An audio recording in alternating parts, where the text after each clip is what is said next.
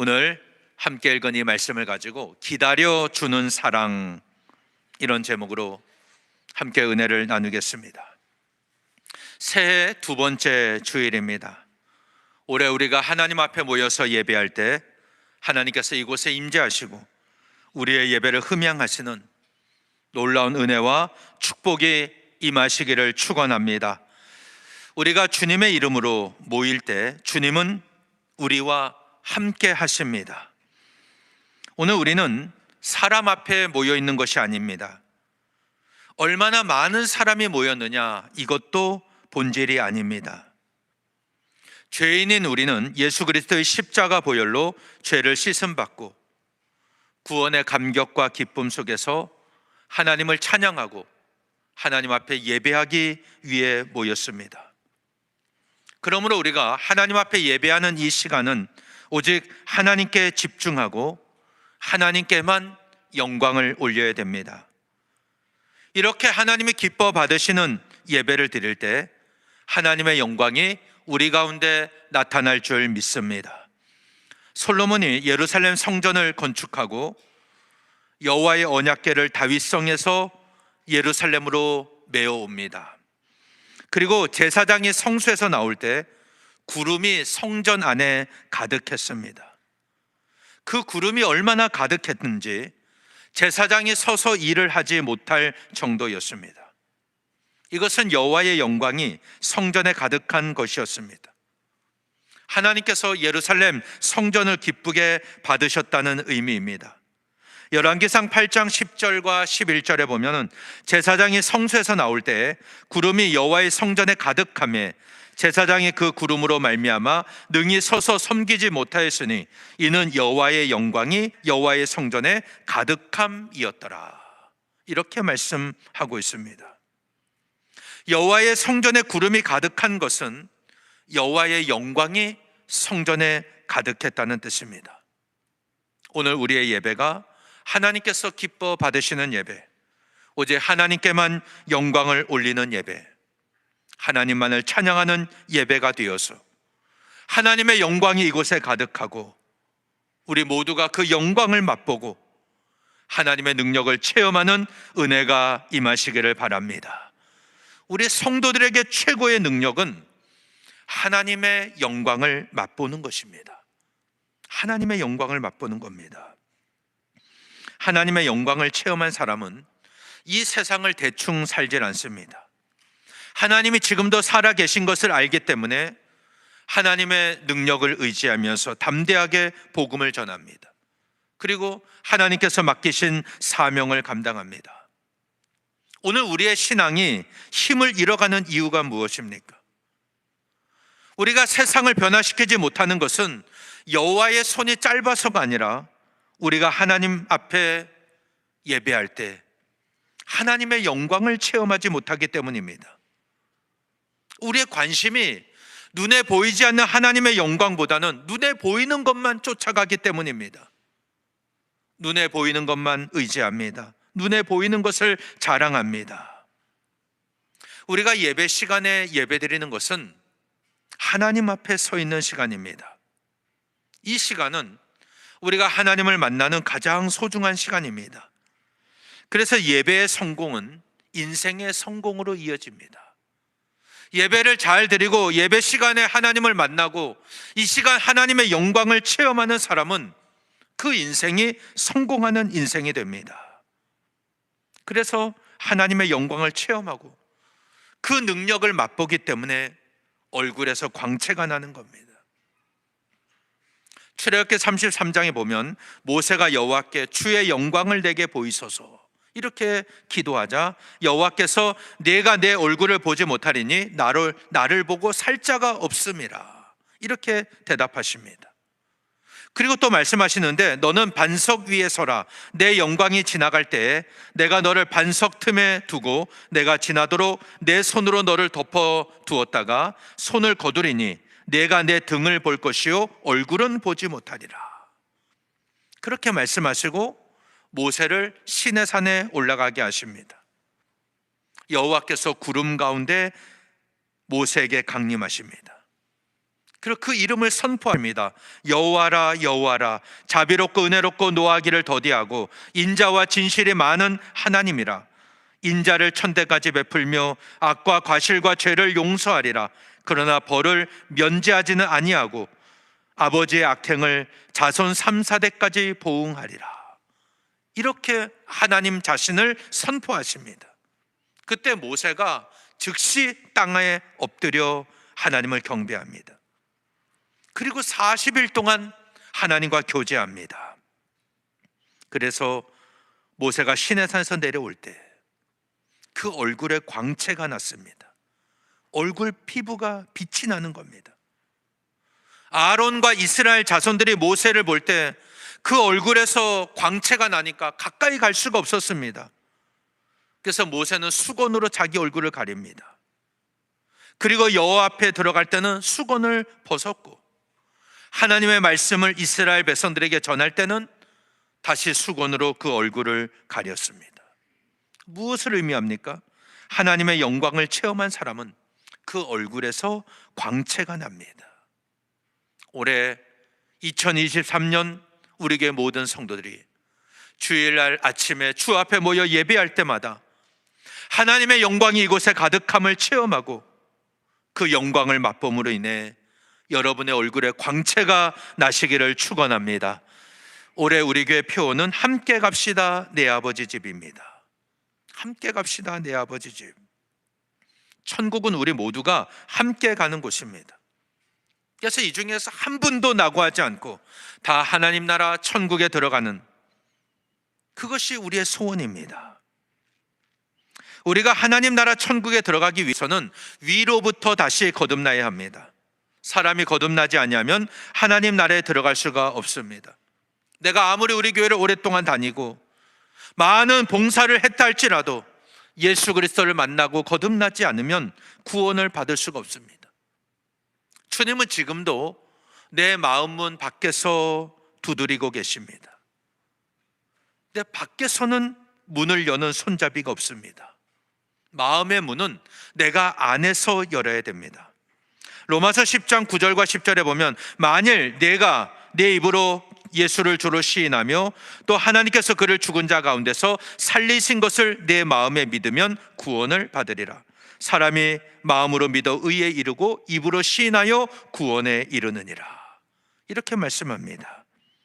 내가 내 입으로 예수님을 주로 시인하고 하나님께서 그를 죽은 자 가운데서 살리신 것을 믿으면 구원을 받는데, 이게 바로 내 마음의 문을 여는 것입니다.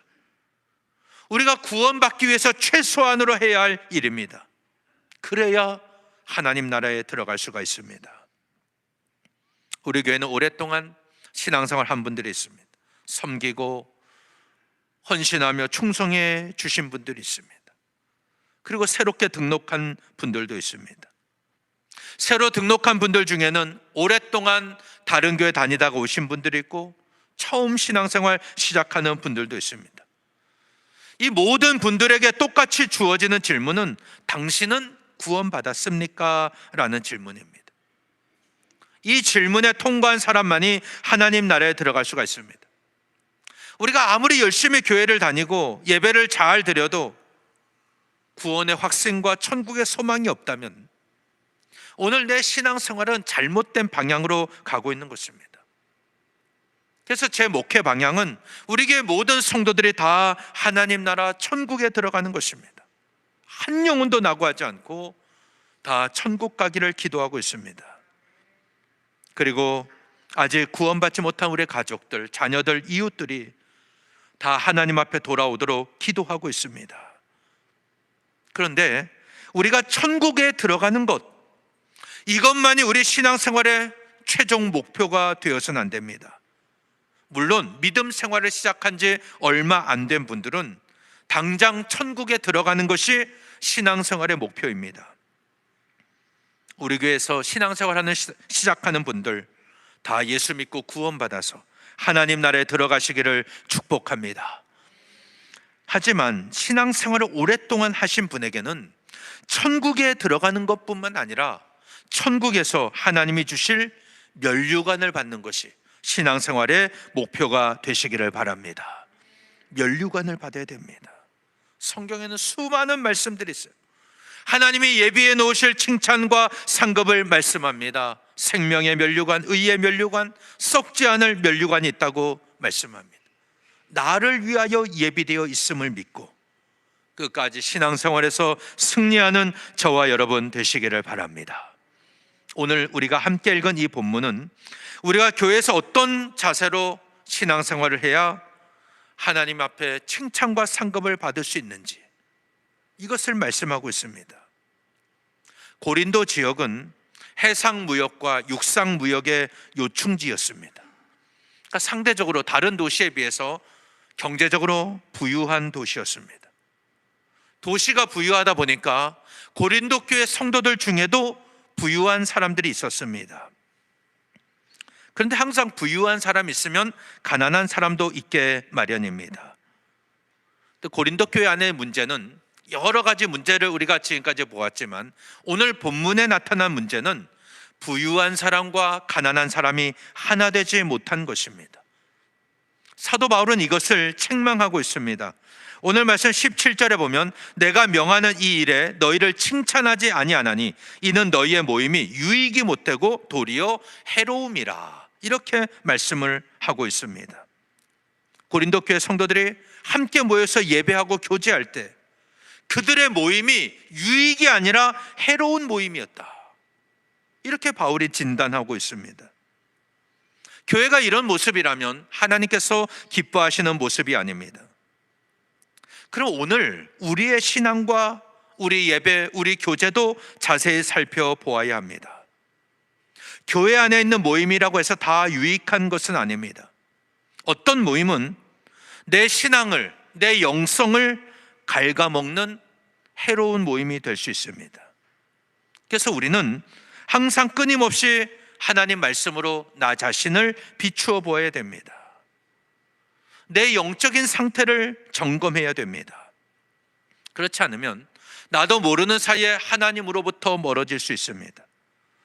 나는 열심히 한다고 하고 있는데 그것이 하나님과 상관없는 열심이라면 우리의 모든 수고와 헌신은 헛될 수밖에 없는 겁니다. 고린도 교회 안에 있었던 문제는 그들이 예배 후에 함께 식사하고 또 성찬에 참여하는 것에 있었습니다. 오늘 말씀 20절과 22절에 보면 그런즉 너희가 함께 모여서 주의 만찬을 먹을 수 없으니 이는 먹을 때에 각각 자기의 만찬을 먼저 갖다 먹으므로 어떤 사람은 시장하고 어떤 사람은 취함이라. 너희가 먹고 마실 집이 없느냐? 너희가 하나님의 교회를 업신여기고 빈궁한 자들 부끄럽게 하느냐? 내가 너희에게 무슨 말을 하랴?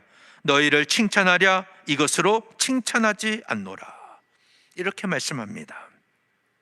그러니까 고린도 교회 안에 있었던 문제는 바로 먹는 문제였습니다. 부유한 사람은 상대적으로 넉넉하죠. 그러니까 많은 음식을 준비해 와서 먹을 수가 있었습니다. 또 이런 사람은 시간도 여유가 있습니다. 그래서 교회에서 교제하고 또 음식을 먹는데 바쁘지가 않았습니다. 근데 가난한 사람은 제대로 음식을 준비해 올 수도 없었고 또 시간에 쫓기며 일하다 보니까 모임에 늦게 올 때도 있었습니다. 그러다 보니 먼저 온 사람들은 자기들이 준비해온 음식을 배불리 먹고 나중에 온 사람들은 먹을 것이 없는 상황이 펼쳐진 겁니다. 근데 어떤 사람은 아주 취할 정도로 많이 먹었어요. 근데 또 어떤 사람은 하나도 먹지 못해서 시장한 상태가 되고 말았던 겁니다. 사도 바울은 이것을 책망하고 있습니다. 하나님께서 기뻐하시는 일이 아니다. 22절에 다시 한번 보면 너희가 먹고 마실 집이 없느냐? 너희가 하나님의 교회를 업신여기고 빈궁한 자들을 부끄럽게 하느냐?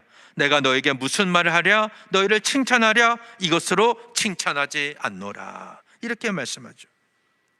결국 교회 안에서 부유한 자들이 자기끼리끼리 먹고 마시는 것, 하나님의 교회를 업신여기는 것이다.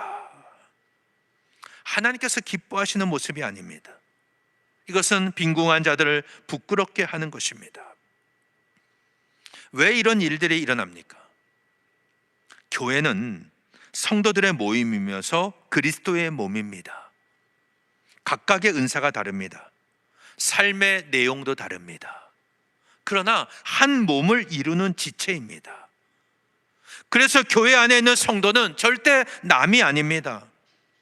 내 몸의 어느 한 부분이 아프면 그 부분만 아픈 게 아니라 내 몸 전체가 다 아픈 겁니다. 그래서 성도는 모든 일을 할 때 겸손과 온유로 해야 됩니다. 오래 참음으로 사랑 가운데 서로 용납해야 됩니다. 평안이 매는 줄로 성령이 하나 되게 하신 것 힘써 지켜야 됩니다. 왜냐하면 몸이 하나이기 때문입니다. 성령도 한 분이십니다. 주님도 한 분입니다. 믿음도 하나고 세례도 하나고 하나님도 한 분이십니다. 그런데 부유한 자들이 어떻게 했습니까? 자기들끼리만 먹었던 겁니다. 가난한 사람들을 배려하지 않았습니다. 이건 참된 교회의 모습이 아닙니다. 다른 말로 하면은 교회가 그리스도의 몸인 것을 인정하지 않은 것입니다. 쉽게 예를 든다면 손이 발더러 너는 냄새나고 더럽기 때문에 신발을 벗지 말고 가만히 있어라 라고 말하는 것과 같습니다. 그럼 이 발이 어떻게 되겠습니까? 발이 아프면 발만 아픈 게 아닙니다. 온 몸이 아픈 겁니다. 손과 발은 남이 아닙니다. 한 몸입니다. 우리가 이런 마음으로 신앙생활을 하지 않으면 하나님이 기뻐하시는 교회가 될 수 없는 겁니다. 게다가 성도들의 만찬은 성찬으로 이어지기 때문에 중요한 문제입니다. 사도 바울은 고린도전서 11장에서 성찬 제정의 말씀을 전합니다. 오늘 본문 이후에 나오는데 23절에서 26절에 보면 내가 너에게 전한 것은 주께 받은 것이니 주 곧 예수께서 잡히시던 밤에 떡을 가지사 축사하시고 떼어 이르시되 이것은 너희를 위하는 내 몸이니 이것을 행하여 나를 기념하라 하시고 식후에 또한 그와 같이 잔을 가지시고 이르시되 이 잔은 내 피로 세운 새 언약이니 이것을 행하여 마실 때마다 나를 기념하라 하셨으니 너희가 이 떡을 먹으며 이 잔을 마실 때마다 주의 죽으심을 그가 오실 때까지 전하는 것이니라. 이렇게 말씀을 하고 있습니다. 그러니까 사도 바울 당시에 성찬식은 식사를 하면서 함께 진행이 된 겁니다. 그리고 이 성찬식은 누가 만든 것이 아니라 주님이 직접 전해주신 것입니다. 주께서 잡히시던 밤에 떡을 떼어서 주십니다. 이것은 너희를 위하는 내 몸이다. 이것을 행하여 나를 기념하라 말씀하셨습니다. 그리고 식후에는 잔을 가지시고 이 잔은 내 피로 세운 새 언약이니 이것을 행하여 마실 때마다 나를 기념하라. 이렇게 말씀하셨습니다. 그러니까 성찬은 주님이 십자가에 못 박혀 몸이 찢기고 보혈을 흘려서 죽으심으로 우리의 죄를 용서하고 우리를 구원하신 것을 기념하는 예식입니다. 그러니까 복음의 핵심이 여기에 담겨 있는 것입니다. 근데 이 중요한 예식에 어떤 사람은 참여하고 어떤 사람은 참여하지 못한 것입니다. 그래서 사도 바울이 고린도 교회를 책망하고 있습니다. 내가 너희에게 무슨 말을 하랴? 너희를 칭찬하랴? 이것으로 칭찬하지 않노라. 누구든지 합당하지 않게 주의 떡이나 잔을 먹고 마시면 주의 몸과 피에 대하여 죄를 짓는 것입니다. 그래서 성찬에 참여할 때는 항상 자기를 먼저 살펴야 됩니다. 그리고 나서 떡과 잔을 마셔야 됩니다. 최소한의 기준은 세례받고 내 신앙을 고백하면서 구원의 확신 속에 하나님의 은혜, 예수 그리스도의 십자가의 은혜를 기억하며 참여하는 겁니다. 주의 몸을 분별하지 못하고 먹고 마시는 자는 자기의 죄를 먹고 마시는 것이다. 고린도 교회는 이것을 제대로 하질 못했습니다. 그래서 주님께 판단을 받고 징계를 받았는데 30절에 보면은 그러므로 너희 중에 약한 자와 병든 자가 많고 잠자는 자도 적지 아니하니. 이 말씀이 무슨 말이냐면 자기들끼리 모여서 만찬을 하고 또 성찬에 참여하니까 결국은 주님이 그들을 심판하셨다는 겁니다. 쉬운 성경은 이렇게 번역합니다. 이런 이유로 여러분 중에 약한 사람이나 아픈 사람이 많이 있고 죽은 사람도 적지 않습니다. 고린도 교회 안에 아픈 사람이 많이 있고 약한 사람도 많고 이런 일로 인해서 죽은 사람도 많다는 겁니다. 주님이 제정하신 성찬식을 제대로 진행하지 않았기 때문입니다. 예수님은 우리가 주님의 살과 피를 기억하면서 성찬에 참여하기를 원하셨습니다. 그런데 고린도 교회는 그 주님의 사랑 기억하지 않았습니다. 은혜를 기억하지 않았어요. 그러니 사랑도 베풀지 않는 겁니다. 식사할 때 끼리끼리 모여서 자기들끼리만 먹고 마셨습니다. 그러니까 주님의 죽으심을 왜곡시켰던 겁니다. 그 결과 고린도 교회 안에 약한 사람, 아픈 사람, 죽은 사람이 적지 않았다. 그래서 사도 바울은 고린도전서 11장 33절에서 이렇게 말씀합니다. 이게 오늘 설교의 결론과 같은 말씀입니다. 그런즉 내 형제들아 먹으러 모일 때에 서로 기다리라. 이렇게 말씀을 하고 있습니다. 교회는 함께 신앙생활 하는 곳입니다. 몇몇 사람만을 위해 존재하는 모임이 아닙니다. 부자들을 위한 모임도 아닙니다. 오랫동안 교회를 다닌 분들만을 위한 모임도 아닙니다. 새로 등록한 분들만을 위한 모임도 아닙니다. 우리 모두가 함께 신앙생활 하는 곳입니다. 그래서 은혜도 우리 모두가 함께 받아야 됩니다. 모두가 함께 가는 곳입니다. 그러면 함께 가려면 어떻게 해야 됩니까? 믿음이 강한 사람이 믿음이 약한 사람을 기다려 주어야 됩니다. 먼저 믿은 사람이 나중 믿은 사람을 기다려 주어야 됩니다. 오랫동안 우리 교회를 다닌 분이 새로 등록한 분을 기다려 주어야 됩니다. 그럴 때 주님이 기뻐하시는 교회가 될 수 있습니다.